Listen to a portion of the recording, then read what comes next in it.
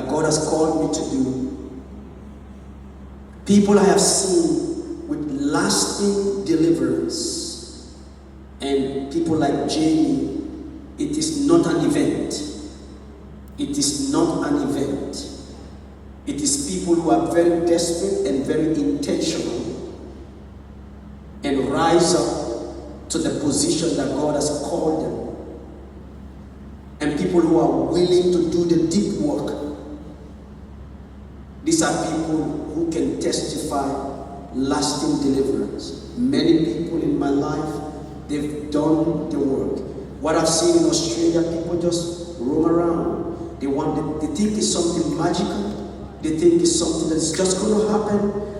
It is possible for those things to happen. It's possible. Casting demons for me is the least thing in my ministry.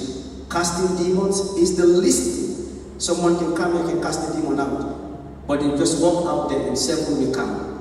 So I believe that casting demons, which is a very big thing here, people come to me and say, I'm possessed. I say, how do you know you are possessed? Because that's the only word they know, I'm possessed. I say, how do you know? And but they do not want to do the deep work. There is a deep work. And I want to encourage you that we're going to pray tonight. Demons will be cast. God is going to heal. But deliverance is sustained out of three things. If you want to be set free completely, live in the freedom of God, number one, repent. Repentance, that's not number one, that's number three. Forgiveness. Forgiveness. And I'm giving you the most important things about deliverance. Let go. Whatever pain you hold, you are holding an energy. Whatever energy you hold carries demons. If you hold a pain, someone did something to you, you were hurt, you hold on to that pain, the emotions that come is fear and anger. It is the frequency that you carry. You invite those demons. You invite the demon of anger, you invite those demons, and they oppress or possess you. So letting go is your first thing you do. You let go of, you forgive yourself, and you let go of the pain. If you want to be set free, not the show aspect, but the true freedom is forgiveness. Number two, healing. Healing. Demons smell your wound. They smell the trouble. You want to heal. That's why we have sessions before the deliverance. We had a session yesterday on breaking the circle of unforgiveness. Today we have a session of inner healing. And those who attended the one-on-one sessions, they were able to achieve a lot. How was it today? All those who attended, if you really had a touch from the Lord, that's where it happens. God bless you. Healing the wound, the trauma, is the second thing. People with traumas, we always carry energy, and that energy we invite entities. Trauma must be healed, and God can heal trauma. If He can heal me, He can heal you. And the third thing is repentance. Repentance. You have to repent. I don't say you have to confess. Repent. Confession is to say. Repentance is to change. And how you get this?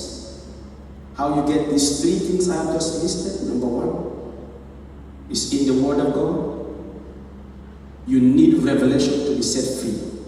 People have come for sessions. I have sessions every week. All kinds of people.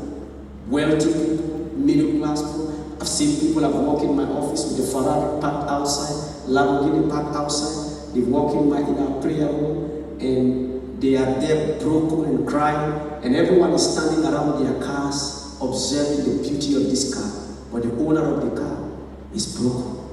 And everyone is standing there, and we walk out and I see 10, 15 people standing around this car, admiring the car, but the owner of this car was just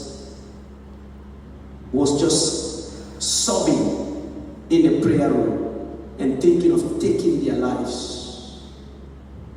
And every night they go to bed thinking of taking their lives. So the word of God is critical. Revelation is what you need. How many times have people come for deliverance? Many, many times. And yet still there is no breakthrough.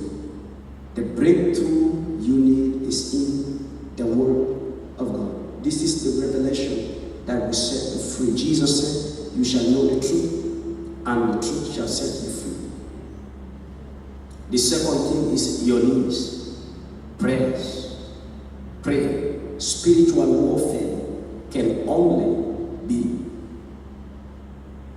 overcome through prayers.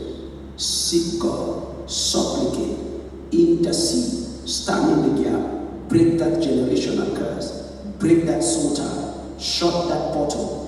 Prayers. And finally, connect yourself to the body of Christ. The body of Christ is the body. Blood flows to every part that is connected to the body. If the fact that your tongue is in pain, you can chop it up and drop it. If you take it off the body, very soon it will get rotten and it will lose life. Connect to the body of Christ. No church is perfect, including the church I pastor. You go there, you find all kinds of problems. But the power is in the body. The blood will flow. The healing will come. There are people assigned in every congregation to bring restoration to your life. I know church can hurt. Church has hurt me many, many times. But do not chop yourself off the body of Christ. Find a place, fix yourself, the healing will flow. These things, you will not hear them from a lot of deliverance ministers, because they focus on demons. I don't focus on demons. My focus is not on demons. Demons are the last thing I think about, because we can cast them out at any time. I can cast demons here right now. We're going to cast some demons right now.